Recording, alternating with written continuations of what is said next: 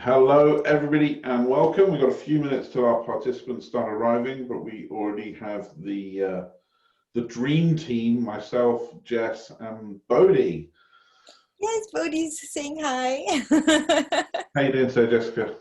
I'm doing incredible. Happy Sunday. Happy Easter to those who are celebrating. Yeah, we're celebrating this end as in, the children like chocolate, obviously. So there's certainly a celebration. Whether it's a celebration of a religious nature or not, I'm not quite sure, but there's certainly a celebration. How about you? I think we spoke a bit earlier. You said you've got something planned with the family. I do, yeah. So because we can't be physically in the same spot together, we're going to be doing a Zoom dinner. So I'm having Easter dinner at 3 p.m. Eastern time while it's 8 p.m. back home. And my brother's in London. My family, the rest of my family is in different houses, but in Portugal. So it's exciting to be able to do that and still celebrate and be connected and be in touch, right?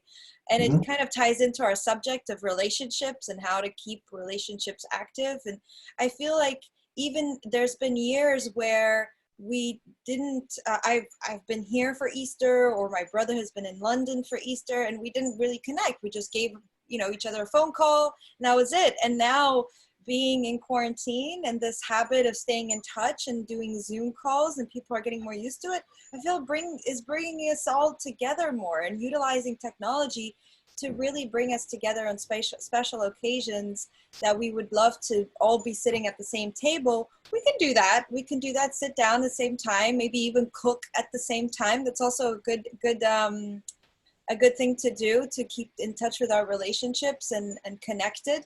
And that kind of reminds me, I did promise last week that I would give a list of dates. So we'll go on there a little later, but that's one of them. I'm already giving one away, where if you're separate and your loved one, your partner and loved ones are away, you can cook together, cook the same meal through Zoom, eat it. That's a good date idea when you're not in the same environment. Anyways, that's a long-winded answer to what I'm doing later on with my family.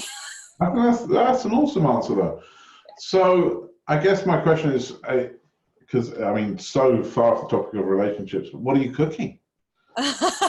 That's a good question. I actually asked. I have in mind, I'm going to be doing some chicken. I have lots of chocolate. So I've already started with the whole chocolate. It's not counting, but I've already started eating a lot of chocolate. I think it's a great excuse. So if I look at, we have a family chat, and oh my goodness, this is so cute. They're all sending me like pictures of chocolate. And I said, what's on the menu? And nobody's answering. So I guess I'll just do my chicken that I planned. And I'll probably jump on a call with mom and see if we're cooking the same thing. But the idea right now is to eat at the same time. There are too many households to like coordinate that.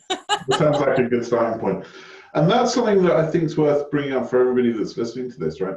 When we talk about relationships, we're not just talking about your intimate relationships, for want of a better word, right? We're talking about how do you maintain your relationships kind of across the board inside this. And that is very, very interesting, because that is a very different thing. So what have you seen? Because obviously you talk to people fairly constantly. This is one of your areas of speciality amongst many others. So what are you seeing in the challenges in relationships right now for people? That's an incredible question. So you've got, I feel like right now it's an accelerator of whatever state of affairs you had. Right? It's an accelerator. So if you already had some challenges in your relationship and you are quarantined together, it kind of enhances certain aspects. So those challenges may be even stronger, or your buttons may be getting pressed a lot more and more often because we're all in the same space. Or it could be going the other way, where it's just such a beautiful connection and it's going so well, and it's kind of up, it's a spiral. And I love, this is an expression and it's an opinion, of course, but you're either growing or dying, right? There's no stagnant. Things keep moving, keep evolving. And right now, relationships, it's how you choose to consciously show up. And so you've got people, so the biggest challenges that I've been hearing about is either relationships where people are apart, and they're not used to having to stay apart because they're maybe they're in different countries and they couldn't get, now the travel bans and things like that. So they have to do long distance relationships, multi-generations in one household. So you also have the challenges of the parents having grown kids who may have gone to college and now are back home, and and we're all under the same roof. It can be a little challenging, and especially, how do we maintain a sense of family while sense of freedom at the same time? So that's also been a challenge. If I look at my notes, because I actually even did a call on this last week, sharing custody right now is a big thing too with children and relationships, where if you have divorced parents who usually share custody with, and you have your set of beliefs on how you should be treating this pandemic and how you should be either quarantining or not, either going outside or not, social distancing and to what extent, and then your ex-partner may have a different idea, and how to handle that and how to communicate that is so important. So that's also been something that's been showing up. And it's all really about communication. So if I take that example, which is a pretty, especially in the example I'm thinking about, it's this young lady who has an older mom, and who's concerned not only just for her health and her child's health, but it's mainly concerned for her mom, because they're in the same house. And when her son goes and spends time with his dad is a little bit more laxative. And I don't know if laxative is the word. I think that's actually a medication. Yeah. Excuse me, my English is not my first language. That was funny. A little more lax in terms of the, guidelines and going out and doing, and the social distancing, etc. And it brings up a lot of tension for this person I was talking to. And so it's really about, I think, a common theme in communicating our needs is not about making each other wrong. It's really not, I'm right, you're wrong, I know what I should be doing, I know what's best for my child, you don't understand, my mom, scratch that. I mean, we automatically would default to that, right? Defending and justifying our opinions and thinking that we are in right. Because ultimately, who says who's right, who's wrong? Right? I'm not here to tell you what's right or what's wrong. I have my opinions, and Peter has definitely his opinions too. I say that wholeheartedly with love. Yeah, why was the addition of definitely? What's that about? You have strong opinions, Peter. You're a great leader. Okay, I'll take it. Thank you. and so being able to just communicate that life is different, that in normal times, you do what you do, I do what I do, right? Imagine I'm talking to this gentleman and I'm the mom. And it's not me telling you to change. Right now, this is how I feel. I feel scared. I feel that I have a huge responsibility to take care of my mom and make sure that my mom is healthy and she's doing well. And I really need your help. I need your help. I can't do this without you, right? We're both seeing, let's call the child Johnny. And can we just please just lay some ground rules, right? Just ask, like, can we lay some ground rules? Ask, don't demand. It's not about demanding, it's about asking and not making the other person wrong. And a lot of times with that approach, you might need a couple tries. With that approach, people will be a lot more open to hearing you out and actually implementing those changes. And it's also depending on the age of the child. In this instance, it's giving the responsibility as well to people, to others. And it could be a grown adult, right? It could be, but in the case of this child is also understanding that, regardless if mom or dad tells you to do this or not, you need to wash your hands every time you go outside. You don't touch your face, right? Just explaining like, this is what mommy and daddy needs you to do. Even if mommy and daddy don't tell you to do it, like, you have to brush your teeth, right? I don't have to tell you, you have to brush your teeth. And right now we need to help each other out. Are you okay to do that? So it's really communicating needs in a non-blaming way. So that's one of the examples. I see that there's something on the chat that I have not seen. Why do I not see the chat? Oh, here it is. Oh, I love it. Okay, great.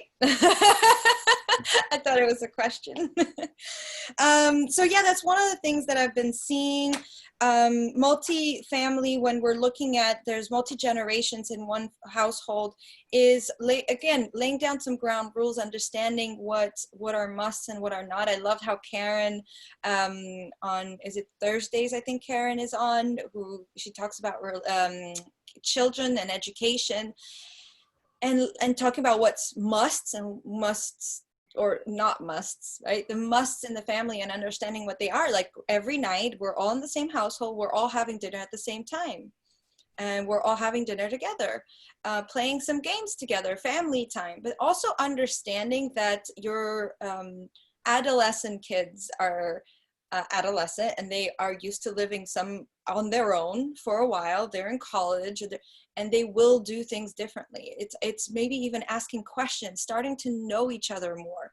And even relationship with couples. I have one person who I was talking to, who the husband is usually out traveling on sales, right? Big sales role, traveling a lot, and not even like 2 days out of the week is he actually home.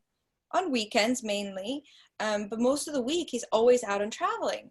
And now 2-3 weeks of quarantining at home, it's a lot for somebody who's not used to it. And I think it's a beautiful opportunity to rediscover each other and get to know each other and ask questions, again, in a non-critical, judgmental way. Just, oh, you want to do this? Oh, why is this important to you? Right? Tell me, like, really, not like, oh, why is that important to you, right? You can tell the energy, the difference. Energy is like, oh, I want to know more. I want to know you. I want to reconnect. It's such a beautiful opportunity to reconnect. And I love what you say, Peter, how, it's a choice. It really is. It really is a choice. On how we're handling this situation, and it might be a muscle we haven't exercised. It might be a little weird to be asking, what can I do to improve our relationship? Is there something lately, is there something that you want me to do differently? I know that, or like I've been doing my best, or maybe things have been a little tense. How can we sit down and talk about it, and how, just bring it up. It might feel a little weird and awkward, and you might not have the right words at the beginning. It's like going to the gym. First time I go to the gym after 1 year not working out, I don't really know what I'm doing, but I just start. I just go and I start. And you can come into this calls, and if you don't know, ask me. Go on Facebook. If it's off of the call, just ask the questions and say, like, you just at Jessica and say, right now, I would love to come to my partner. This is the challenge I'm having. How do you recommend I approach this? And we can brainstorm. We can talk about it. You can come on the angel calls every single day. We have an angel call, incredible supportive team. No, it's not shared on Facebook. It's super private. You come in, you ask your questions. We can support you in so many other ways. Just start exercising that muscle and setting the intention. I think also setting an intention as how you want to show up in your relationships is so important right now.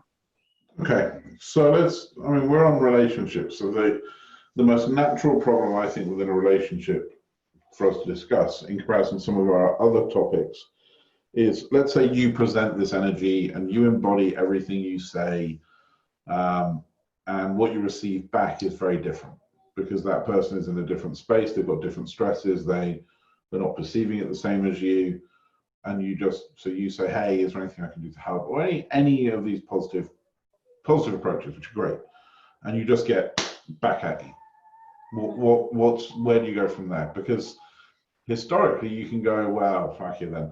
And you can come back to them the day after or the day after. You can give yourself, one of the things that is, I think, key in a relationship is some space. Some people are, two people in a one-bedroom flat. How do you stop that pressure cooker? How do you stop it getting to the next level? What's some easy tips and tricks for people to find some common ground when there's maybe isn't any? I love that question. I really do. And it's so crucial. Thank you for bringing that up, Peter. I just did a online seminar. Actually, Tony Robbins did a seminar a couple days ago online, and it was part of a recording of a relationship trip that we did in 2015. And it was all about being in a beautiful state. So it was a beautiful state. And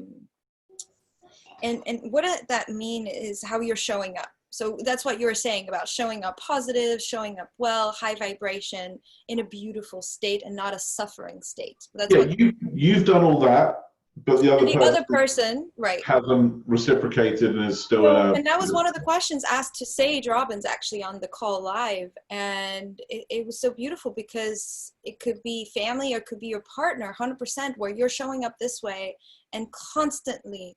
And sometimes it takes it even to a next level. If you're not panicking, if you're not in fear and suffering, they take it as an insult.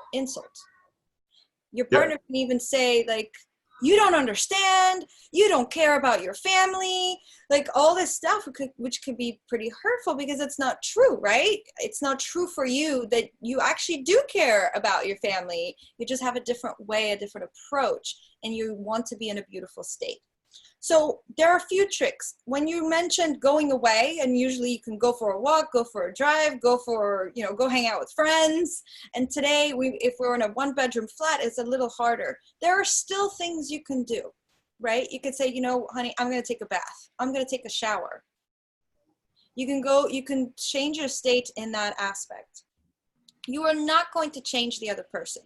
I feel like a lot of times we want that other person to also be in that beautiful state. We're in a beautiful state. We want them to be there. And if they're not, we make them wrong. It's not about making the other person wrong. It's coming from an approach of compassion, understanding, and love. And at the same time, keeping true to ourselves and our values. So changing, if it's starting to affect your own state, right? If it's starting to affect and create tension and suffering, there are tools. So I love the work of Byron Katie. If you Google The Work and Byron Katie, she's got a worksheet.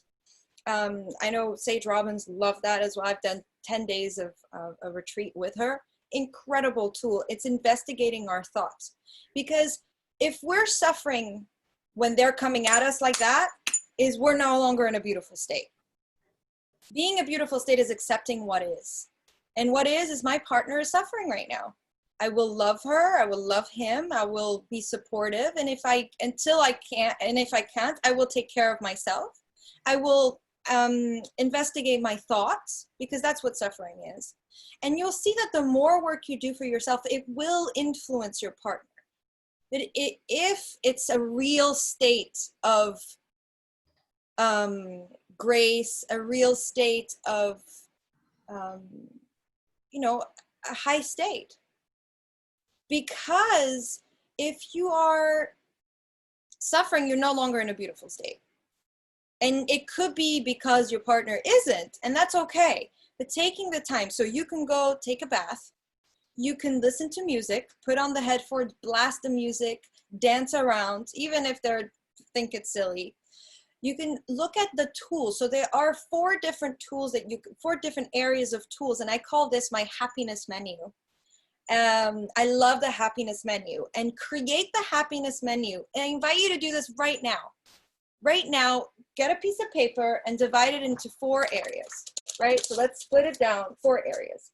So one area is physical, okay? You have physical tools. The other is intellectual tools. Another is spiritual tools, and the other is emotional tools, right? So your happiness menu will consist of all those 4 categories. So if you think of physical could be going for a run. Right now, if you can go outside, go for a run, do some sort of exercise, that's great. If not, you come tune in every day at 9 o'clock. Right now, that's the schedule, 9 a.m., Monday to Friday. Tune in. You've got Ed doing some amazing health hacks, and do your workouts at 9 a.m. That's another physical tool. You have, it could be just jumping jacks, right? That's another physical tool. Self-massage, massage your legs, go do some lymph massage, self-massage. So think of all the tools you can do physically, right? In normal times when we can go outside, it could go to a gym and do Zumba. But now you can go on YouTube and do a Zumba class, do some dancing, right? Then you have your spiritual tools. That could be meditating. It could be praying if that's something that you like to do. It could be tuning into a spiritual channel on YouTube, or listening to a guru, or coming in on our Saturday calls. Amazing call we had yesterday with Clint, and connect that way. So write down, and I'm inviting you to really write these down right now, because when we're suffering, we're not creative. When we're in a suffering state, all these things, we forget that we can do these to shift our state, right? So if you have a menu, you just pick up your book. It's like, all right, let me pick one that's going to make me feel good, that can shift my state, and then come back into my relationship, come back into my couple, with my partner, and show up in a different way, and be, and it could be to support them. It could be to establish healthy boundaries. It could be to speak your truth, all in a loving, non-judgmental way. It really makes so much change. And to communicate your needs, you need to be in a beautiful state in order to be effective as well, in my opinion. And then you have, we talked about physical, we talked about spiritual, and we also have emotional, right? It could be just give your mom a call, give your girlfriend a call. Now, go give a call to the person who you know will be supportive, right? Don't go call that girlfriend who you know will just go, oh my God, yeah, he's such a beep, right? We don't want to go there. There is no productiveness in just blaming and shaming. Just doesn't work. There's no point. Now, if you're going to vent with somebody, I have a couple girlfriends, and I love being able to just call a friend. And sometimes more on the masculine energy, calling a friend about business, right? It could be shifting your mindset into something that you know will make you feel good, right? That will make you feel good. So emotional could be just screaming into a pillow, crying, right? I feel so much better after I cry. For me, it's such a release of energy and tension. I feel so much better afterwards, right? So you look at emotional tools that you can use. Intellectual, you can read, you can do like a puzzle, like Sudoku, you could find, a challenge, go help someone, right? Go help other people who actually want your help. Sometimes we want to keep helping our partners when they don't want our help. They just want us to listen, or they just want us to let them be and figure it out on their own. And being someone who helps, especially if you are a parent and you're used to having children at home and they're not at home anymore, that's one of the tricks as well, is finding other people who want your help and who want your advice. The other day we were talking with Karen, and she gave such an incredible hack, is for to support parents who have young kids at home, and say, you know what, I'll go on a play date with your child, and for 20 minutes I'll connect on Zoom and we'll play and we'll support each other. For yourself, you will feel so much better and you will shift your state. The importance of it is how you're showing up, and so I feel that that's one of the main ways to deal with somebody coming at you that way. Now, if they're coming in a way that they want you to change, they want you to be in a bad state with them, then I would have a conversation in a beautiful state. Again, every time you communicate, you have to be in a beautiful state in order for it to be productive, in my opinion, where you're going to show up and say, this is how I feel. This is why I need it. This is what I need. This is why I need it, right? And being okay with whatever they decide, I think, is very important. Does that kind of answer your questions, Peter? It does. It does. Thank you. I'm going to add something and see if you agree. So a lot of the people that you'll interact with on Hackman kind of come from a personal development background. And that phrase in itself is wrong, because if you're listening to this, well, you're in a personal development space yourself now. It's about developing yourself. And one of the things that I was guilty of, and I think lots of people get guilty of, is when you go into self-development, you then start trying to fix the people around you.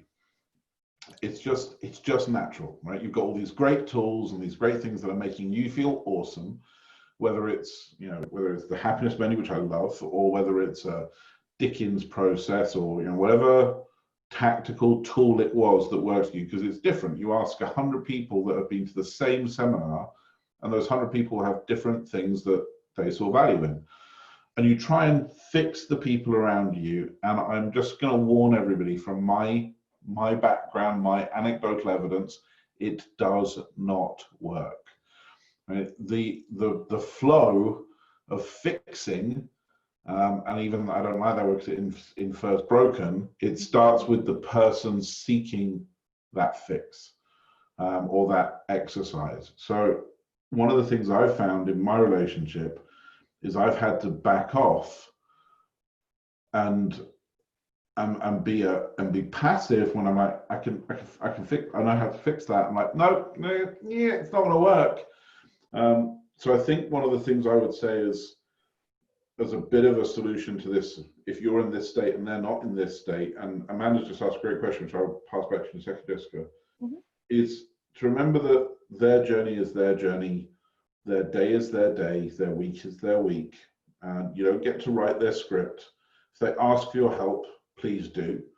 But and obviously offer to help, that's great, but don't jump in and try and fix somebody else's life, whether it's their emotions, their thoughts, their actions. You've got to let, and it's painful sometimes, right? Because you're sitting listening to somebody, and from the outside it's like, oh, I know, I want to jump in, I want to help, and you're like, no, it's not going to get any better. Make yourself available, but don't insert yourself in the process, if that makes sense. 100%, yes, that it makes so much sense. And I love what you're saying, and even from a hunting gathering perspective. And Amanda, thank you so much for your question. I'll jump on that. When we're thinking about like the last call we had, hunting gatherer, like the masculine feminine energy, which we all have within us. So I have masculine and feminine energy. The hunter wants to fix, and I love that. And the gatherer is about just sharing and sharing and sharing. We don't want anything fixed. So it just relates to that as well. 100%. So I think you're so right, because we have these tools that have changed our lives and make us feel better, that we want to give it to the people we love. I mean, it's just obvious, because we just love them and we don't want to see them suffering. And it's hard. And you're so right. It's coming to it when they ask for it, and offering and saying, I see that you're, or asking questions, saying, are you feeling frustrated right now? Yes. Would you like me to help you shift that? And if you can tell the energy is just like, no, or they tell you you can't, right? It can't, you just can't, it's just the way it is. It's like, okay. And have just compassion, 100% compassion. Now, when you are feeling great and somebody comes at you like that, and somebody that you love so deeply, right? Your children, your spouses, your family, like, and you see them suffering, it can change your emotional state. It can change you from feeling great to start suffering too, because you don't want them to suffer. Seeing them suffer makes you suffer, right? And it's a natural response. And to go into Amanda's question, amazing question about what is a beautiful state, can you please explain it? A beautiful state is the opposite of a suffering state, is a loving what is acceptance, it's joy, it's bliss, it's just feeling great. It's being in a beautiful state, right? And that, ladies and gentlemen, was the answer of the gatherer, not the hunter. Right? And I'm interjecting deliberately, and I'm sorry to have cut you off, Jess, but I think it's really important. I want to give the other viewpoint to this. And I'm going to try and take what you said and encapsulate it, and encapsulate what would have been my answer at the same time. And I'm going to say a beautiful state is congruence with yourself, right? If you're a fireball, joy and bliss might not be your beautiful state. It might be being a fireball. So be a fireball. Right? It's about dialing into the true essence of you and being present to what that essence wants to be and how it wants to show up. I've met people in a beautiful state that are really ridiculously angry, right? Because that's where they are. Are Right? they in a beautiful state?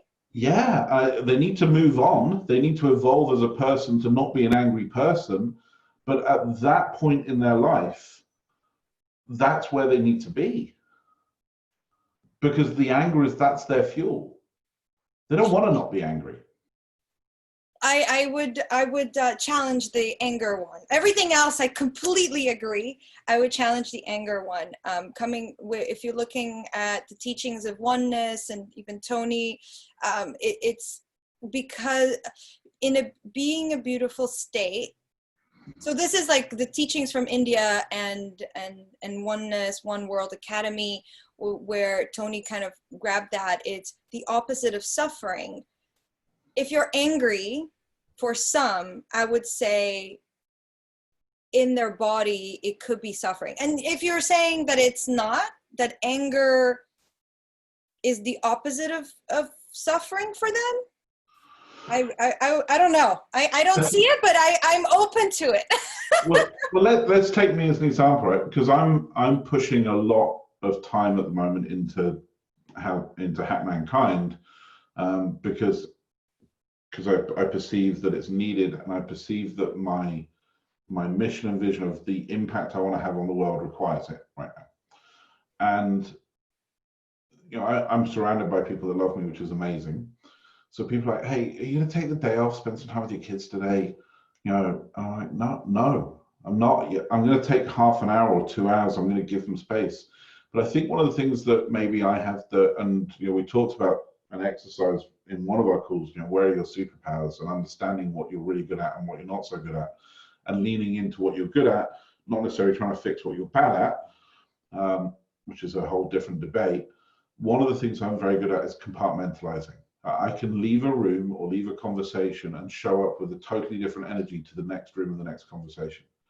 So I can allow myself to live in a state of frustration or anger if that's what's fueling me at that moment in time. I can't stay there because it's not a good place to be, but I can tap into it and say, right now I'm pissed off.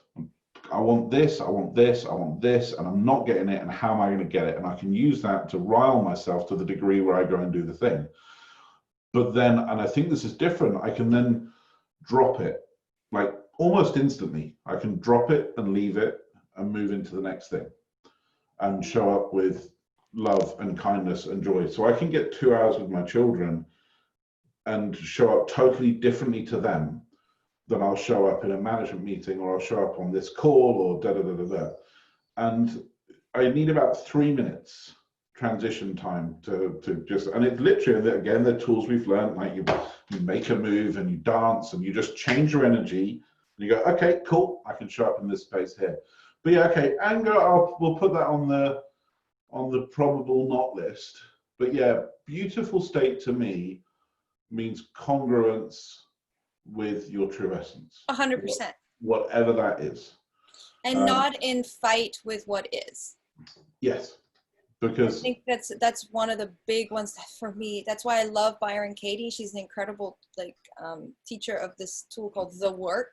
It's about questioning your thoughts. And at the end of the day, it's a great exercise that's can be a little uncomfortable at times to answer those questions. And you have to be a bit creative, because it's like, what do you mean? One of the questions is it true? I'm like, yes, it's true. It's like, are you absolutely sure that it's true? It's like, well, yeah, it happened. It's true. Right, about our thoughts. And then who would you be without the thought? And it's like, how could I ever be without the thought? And just going there, just trying it out. You see things from such a different perspective, and loving what is actually what happens. Even if you don't want that thing to happen again, you can think of things like rape, like horrible things that I would never want to see anybody go through. However, being in a state of acceptance and of loving what is, you are no longer suffering. However, I totally agree with you, Peter, when you're saying beautiful state could be different modalities. It could be bliss. It could be like total fighter mode, like let's go hunt, let's go do this. It could be a complete different energies. It's just the opposite. For me, it's the opposite of suffering. 100%. I'd agree with that. The other thing I'd say, all these things have so many distinctions as you build on them, or stacking, as we like. That's a 2020 word, isn't it? Stacking. Uh-huh. But one of the other ones is, as much as I say you can't fix people, there's also a time to abandon the rules and know you and know your partner. So this call isn't on Facebook because Facebook is having its problems today, so I can talk about this. But yesterday, Liz was spiraling. The kids were all over all day. She didn't achieve what she wanted. She tried to put things in place. They didn't work out. And she was on a really rapid downward spiral. And it was 10 minutes before I was due to give her a 3-hour break. Right? And I literally, we were talking and talking and talking. And I literally went, enough, stop. Go into my office, go and watch some TV, have a cup of tea. And if in 20 minutes you still want to talk about anything that you want to talk about, I will give you the entire night. I'll do whatever you need. But I'm not allowing you to carry on this conversation until you've taken a breath. Because I'm seeing the spiral. I'm seeing you talk yourself into a worse space by the second, and you don't need to be here. Now, maybe I was right, maybe I was wrong, maybe there's better ways to do it. I'm not claiming that I have the answer. I'm just saying I knew me and I knew my wife well enough that in that one moment, I know what she needed, which was to stop and breathe. And 100%. I was willing to risk myself because that's what it is. When you're like, if I've got this wrong and it lands wrong, shit, this is going to go terribly wrong. Okay, but I know what I need to do. I need to say literally stop. And Liz will do the same with me. There'll be literally nights when she'll come into the office at some crazy time, like I'm working at 4 a.m, and she'll literally walk in and say, I'm literally going to turn off the fuse box of the house. You have 3 minutes left. And I'm like, don't really, and she's actually done it to me before. I'm like, what? I've just lost an hour's worth of work. So I told you. Because I know, she knows that I do still need sleep, right? It sounds crazy, but you do have to take a point where you go, you know what, maybe I can't fix you, maybe I can't do this, but I do know you. Yes, and that's 100% accurate. And you coming from a place, and you came from a place of love. You came from a place of understanding, love, and care, and that's what we need in our relationships. That's what we have relationships too. We are together to be. We give so much to each other. It's incredible what gifts we can bring into the relationship when we come with that energy. When she's coming in to say, you're coming to sleep, I'm turning off the fuse box, she's coming from love. When you're telling her stop, take 20 minutes, it's coming from love. When you have this tornado of person where they're like yelling and screaming, and you say, honey, right now I love you and I want to talk about this, but I'm gonna go away. I'll be back in 10 minutes because I cannot handle you when you're like this. It's like that phrasing took me rehearsing. For personally, in my own experience, it took rehearsing on how to phrase it when I'm feeling great. This person comes at me with all this energy, and I know that it's not productive, not only for him, for my relationship, and for myself and my sanity. And it's saying in a loving way, I love you. I want to talk about this. I can't deal with this energy like this. So I'll come back in 10 minutes and leave the room. It could be close myself in the bathroom, and it can be continue going blah, blah, blah, blah, blah, put music on, whatever it is. And it works. It works because it's not only letting them do whatever and coming out of hand. You have to have healthy boundaries, and also having your musts and talking about your musts and understanding what your musts are, right? So I love that, Peter. Thank you so much for sharing. I really appreciate that. And it's so raw and so true for so many of us. It's the hardest area for me to share, and we are now live, so now I will change mode slightly, because my belief for myself is that I will share literally anything, right? Anybody can ask me any question. And I mean literally about almost anything, like 99.9%. I have no issue with emotional vulnerability. Not because I'm some kind of superhero, but because I find it actually neutralizes people in advance. Like if I make jokes about my weight, then it's very hard for somebody to pick on me because of my weight, because you're literally saying, well, there's nothing there for you to go at. The points where you become vulnerable, the points where people can go at you, are actually the points that you try and hide. They're the points that people can really dial in and actually hurt you, because you're expressing to them by not expressing it that that's an area of your weakness. This one area is the only area I find harder to share, because inherently, if I'm talking about my relationship with my wife, I'm also talking about her life. And as you said about boundaries, you have to be very, very careful with other people's boundaries, because what I share about Liz might not want to share. And that's perfectly right and valid. There's nothing wrong with that. If she doesn't want to share that, that's totally cool. You know, I'm not somebody that can say she can or can't. So this is the one area where I find it kind of interesting and harder to actually help these conversations along, because with like all the others, we had the relationship, the spiritual conversation the other day, and we ended up in this huge debate between myself, not debate, even just a conversation with myself and Clint and Amanda about, is the divine omnipotent, yes or no? And if the divine is omnipotent, how can these things be allowed to happen? And I've had like a dozen people reach out to me and go, wow, I'm amazed that you're willing to share that. I'm like, why? It doesn't, I find it quite funny, because people get grateful to me for sharing my points of vulnerability. People that say, thank you so much for sharing that. I'm like, why are you thanking me? I didn't do anything. I just talked. It's hard. And for you, you're such a person who is at peace with who he is, right? And you're so open to investigate without ego. And as you're saying, you're like, if you're talking about your weight, nobody's going to really, it's the stuff that you hide, and so many of us hide, and it shows up in relationships so much because they know us. Oh my goodness, I'm sure you know your wife better than anyone, and vice versa. and it shows up because we see things in each other that the other might not see, and bring things that are pretty sensitive and can be perceived as hurtful. And to that point, it's a conversation. It's a conversation to have, saying, I'd love to be sharing certain things. Are you okay with me sharing some certain aspects of our relationship? Are you not? Should I ask you first? Like having conversation? I have a lot of colleagues who are in the public eye, kind of, or are, sharing a lot on social media. And it's a conversation of looking at certain stories that illustrate certain points.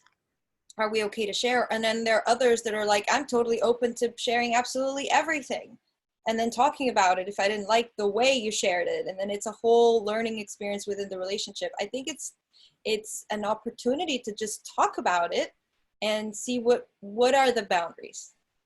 So let's talk about something else then, and I'm going to give you a kind of example from my life. Again, I'm using where I'm different for you to then relate it back to where other people see it in a different way. So Liz and I were once at a restaurant, and she turned around and said, you really don't care what other people think, do you? And I said, it's not that I don't care, it's that they're right. And she went, well, what do you mean? And I said, well, they think that you're slightly weird because you dye your hair pink. Well, they're right, you are a little bit weird. They think that the amount of food I'm eating is inappropriate for somebody of my weight, and they're correct. I shouldn't be eating a meal of this size if I want to lose weight. They think that we're parenting by proxy by giving our kids iPads, and they're totally correct. Right? So it's not that I don't care what they think, it's that everything they think is true. And if I was to pull back the layer and look at their lives, I would see 24 things that is just as flawed and just as wrong within them as within me. We are all flawed. We are all inherently not the best version of ourselves.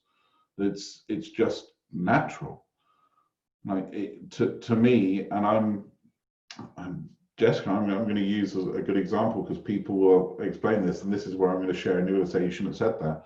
And before we got on this call, you were worried about the lighting and how it made you look. You look fantastic. You look amazing, and everybody that's watching this agrees with me. And this is the perfect example. You take your ultimate role model, whoever it is, whether it's Tony Robbins or Tom Brady or Giselle, I literally don't care who it is. You take that perfect role model and you spend half an hour in their head, and they think the same about themselves as you think about yourself. There is these people we look up to are just people, and people are inherently flawed. So if you accept that everybody's inherently flawed, why do I care if people look at me and say I'm flawed? Well, I am. Congratulations, well done. And if your life is so perfect that you've got the time to spend attention on how imperfect my life is, then I applaud you and I salute you and I'm glad for you. But my guess is that your life is just as imperfect as mine, that you make the same screw-ups I do, that you eat food you shouldn't eat, that you don't parent, in the most perfect way, that you're not the most considerate lover, that you say things to your partner you're not supposed to say. And I think we've spoken about this on a number of calls. If you look at people's intent, not their action, it gets you a whole step further along. I mean, it's such a different space when you look at your partner and go, you know what, you're really upset. Why did you do that? Why did that upset me? And you go, they're doing the best they can. They love me. They love our kids. They love this. They love that. So, okay, then how can I help? How can I adjust this? How can I explain it? How can I talk? So I don't know what my question is to you really, but I think it's such an important point that to recognize that we are all inherently flawed. And if you have someone in your life right now that loves you and things aren't going according to plan, recognize that it's probably the flaws in them that are just the same as the flaws in you that cause it, not some underlying issue with your relationship. Hold off making any decisions about your relationship for a few months. Right? Yes. That's a good piece of advice. If you're thinking, I'm going to divorce, no, just wait a couple of months. If you think you're going to get married and have children, wait a couple of months. Just allow this thing to go before you start making life decisions. 100%. And I love that you brought this up. I wish that I was 100% like that, like you, and so much self-acceptance, because that's what it is. You just accept it. You've accepted and you love what is. What is. Yes, I have flaws. It's okay. And I don't know if it's a gatherer-hunter thing. I know that definitely gatherers, so the feminine energy within us, and we all have it. Those who have more of the energy feel it more on an instinct level, not a spirit level, I always refer back to our animal instincts, our caveman, cavewoman kind of energy, and our spirit brain, which is the one that chooses differently. As a gatherer, we care a lot more about what others think, because our instinct is of a tribe, is of connection, right? A hunter will hunt, and even though you're going to be hunting with other people, if you are, you're really relying on yourself to hunt. You're going to go, you're going to hunt, you're going to get the deer, you're going to bring it home. When you're a gatherer, we rely a lot more on community, on talking, on support from the tribe and the other feminine energy from the tribe. And we care a lot more what other people might be thinking, because if they think we're wrong, we'll get kicked out and therefore we'll die, right? It's a survival instinct to be in this environment. Like, we care what other people think on an instinctual level, because if they don't like us, we will no longer belong in the tribe, and therefore they'll kick us out, and therefore I will not survive and I will die.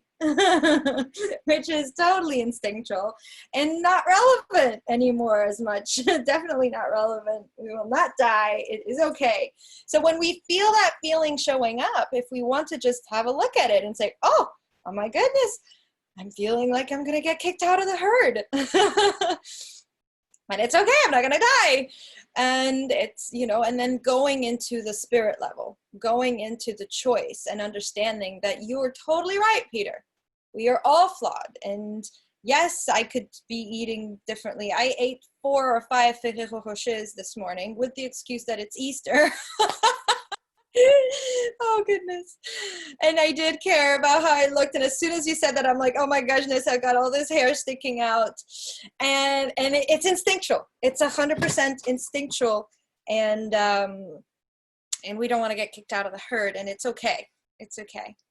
I did want to say something before we end the call. I did promise last week that I would give tips and tricks on date night ideas during quarantining. Is this a good time, Peter, to go over that?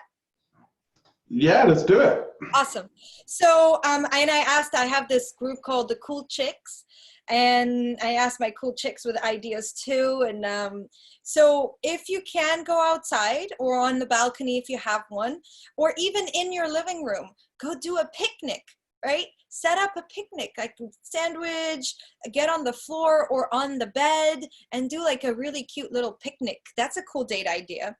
Go camping in your living room. Literally take your mattress, put it in the living room, draw a tent with sheets, really make it super cute and fun. You can use those like Christmas lights if you have them in your garage. Light up the whole place with Christmas lights. That could be something fun. And light a fire with candles right in the middle of the living room. Please be careful. Please be cautious. Don't want to be lighting a fire. Just use your candles. If they're electric candles, even better. And you could even try, so one of the ladies, like, I even tried making s'mores out of the candles. So they did like this whole picnic thing in the living room and try to do s'more, like heat up the marshmallows with the candles. Go jazz clubbing. So friends of mine actually did that when you have multiple rooms in your house. You could put, your TV on a jazz channel. You can put your speaker in the bathroom on a different jazz channel. You could put in a bedroom and another bedroom and have different kind of things playing on an iPad or computer. And there's a 1 drink minimum. So you go bar hopping inside your house. So that's a little cute idea on what to do on a date. Have a double date with another couple. So that's another thing you can do, right? Right now, I'm going to be doing a family Easter Sunday dinner, different time zones where we're going to do it. We're going to make it work. You can also do a double date with a different couple and have a date. You sit down, say 8 p.m. We sit down, you light a candle and you're on Zoom and you guys can have a double date. Great idea. Candles, bubbles, bathtub, need I say more was one of the comments. So there we go, more of a romantic experience. Take a trip around the world. Pick your favorite places to visit and using the background feature on Zoom. Take selfies and live videos of yourself all over the world. And it's a fun thing if you are not in the same environment. If your partner is, remote, that's a cool way to just go around and even tell stories about where you've been and what it was like. This is a great invitation, I think, right now as well, to go deeper and know each other. Right? If you are now in isolation together and you've only been dating for a few months, I know that's the case for some people watching us. It's instead of just doing like the day-to-day stuff, actually sit down and ask questions that are meaningful questions, like you would on a date. When you're having dinner, instead of talking about how your day went, it's, like, what are you looking to do? What are you looking for after this quarantine?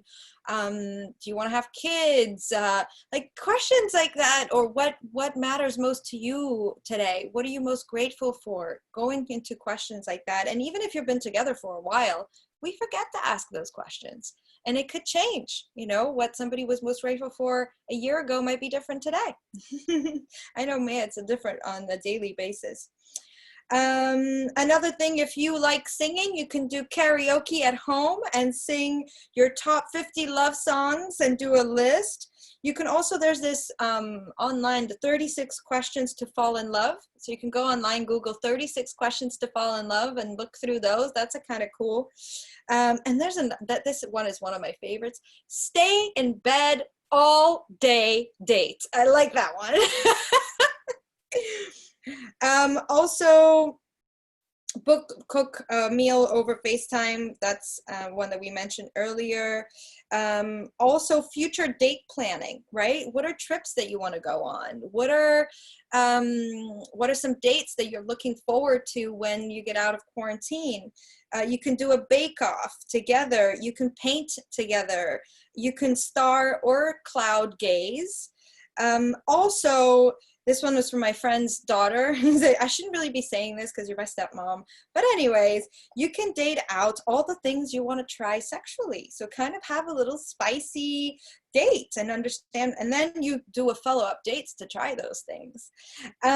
So I love all these ideas. And then I got a picture of my friend and her husband doing gallery hopping, where they had different things around the house and on the computers and things like that. So you can really have fun with it, be creative. So these are some of the ideas of what we can do to go on dates while we're in quarantine. Do you have some ideas, Peter, too? Yeah, I've got one for you. Model your kids if you've got them. Right. The other day, as a family, we played hide and seek. Oh, that's so fun! And it was just really good fun, right? It's not exactly. And before this, would I have ever played hide and seek with my wife as well? My son is terrible at it, by the way. 2.5 doesn't quite get the concept. You say, "Where are you?" And he goes, "I'm in here." It's like, but my daughter, like literally, wow. Okay, we had to like invent a new rule, which is if daddy or mummy say, come out now, then you actually come out, because we lost her for 20 minutes. And she found a space under the bed between the drawers, got through them and out the back, so you literally couldn't see her. I'm like, okay, this is quite ingenious. So yeah, model your kids, right? There's simple pleasures that as adults we forget. Whether it's playing with Play-Doh or drawing or Subbuteo. I think I'm about to, once we finish this call, I'm about to go and play Scalextrics with my kids and my wife. And it's fun. Yeah, it's just fun, pressing that button and doing the car too fast so it eventually spins off, and finding out how fast you can do it before it goes off. And then, then make it the adult version and start tickling each other whilst they're going around a corner, and just have fun. I think everything you said is awesome, but I also think that there's simple answers as well, which is right. Yeah, you can play Twister. Just have fun. Just whatever it is, just explore those things that you used to love as a kid. You probably still love them now. You probably just haven't done them for a very long time. And maybe not with your kids. Have a food fight. Throw paint at each other. One of the mantras of my household is, mud is fine. That's what washing machines are for. Oh, right? I love that. Just get a hose out and spray each other and go crazy. Have a water fight. It doesn't matter. Whatever it is, just have fun. That'd be my. And sometimes it's such in our adult ways. I can even see it in myself, where it's like, oh, like I'm so focused on my work, or I'm focused on this. It's actually taking that transition time and making that choice, because you'll have so much fun. I always think of this analogy of like, you don't want to go to the party. You never want to go to the party until you're at the party and you loved being at the party when you didn't even really want to go. So sometimes you don't want to go and start playing hide and seek and you think it's silly, but really, if you think about it, when you were a kid playing hide and seek, a water fight, a paint fight, playing Twister with even adults, it's just hilarious, and you can just get out of your head, and it will be super productive for your work and for the rest of the day. So it's just a win-win for everything. We have Amanda's got a hand up, so I do want to give her the opportunity to talk quickly. I love that. Yes. Hi. Amanda, can you? Oh, Amanda is muted. Can you hear me now? Yes. Yeah. Hi. Good morning, afternoon, you guys. Amanda here. Thank you so much. I feel so rejuvenated and inspired, especially by the different tips and tricks that you had brought up for activities to do. And you started saying one that was coming to my mind, and it is look around your house and see what games you already have. And if you have traditional things like Monopoly and Twister, why not have a game night and break them out? And they also don't have to be in traditional sense, right? You could take a Twister board and you can make it more intimate, and you could have truth or dare question It could be a, sexual based question. It could be a question about your past. It could be something a place you want to travel to. And when you spin that, not only do you have to move, you also have to answer the associated question with whatever area that had landed on. And you could morph and warp any game, Monopoly, Life, War, any card game, and kind of put a fun little twist on it. And another thing I wanted to mention, one of my favorite activities that I learned from a couple of years ago is a spin of the Newlywed Game, where you ask each other questions. And sometimes when it's a new relationship, or if it's an old relationship and you don't have those open lines of communication like you are so beautifully describing, it's important to put a container around it. And so maybe before you start talking about something, having a safe word, if it's butterfly or Zuzu, and if it's something that someone doesn't want to talk about, that they're allowed to say that word, and it can be a topic that's shelved for another time. Or taking the idea of the Newlywed Game, grab a fishbowl or grab an empty glass bowl from your kitchen. Each partner writes down 10 questions that they want to ask the other one, and you put it into a little bowl, and you guys sit down and relax with a candle or some seltzer or wine if that's your choice, and you guys can just pull out the questions. And you never know, that those questions might spark a beautiful conversation, and it might lead down a different road that you never had expressed. But I like the idea that each person contributes to it by writing down 5, writing down 10, printing them off the internet, whatever you want to do, and knowing that within that conversation that it's a safe place for you guys to connect. So I just wanted to share that as an option as well. Awesome. You reminded me in the first year of me and Liz being married, because we met quite late on and we got married quite quickly and we had our children quite quickly. On a holiday once, I turned and said, "What is one thing I don't know about you?" And she said, "I spent 5 months in Hawaii as a shark diver." I'm like, "No way!" It's like, "Sorry?" She's like, "Yeah, I lived on a boat and dived, and I was in shark cages." And I'm like, "Wow, okay."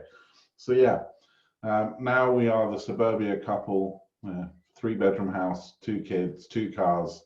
It's a whole different life. So yeah, it's a great question. Just as Amanda, I totally agree. Just asking those questions and just exploring each other. Now, I think if you've been together 50 years, you can probably still ask somebody what's something I don't know about you. 100%. And I think you'll probably still get an answer that shocks you. And I still to this day, like, a shark diver. Are you serious? But yeah, apparently it's true. Right, so let's wrap up. So from my side, thank you everyone that did watch those. Apologies, we were late onto Facebook. The internet and Zoom, with everybody doing amazing lives across the world, is really filling up.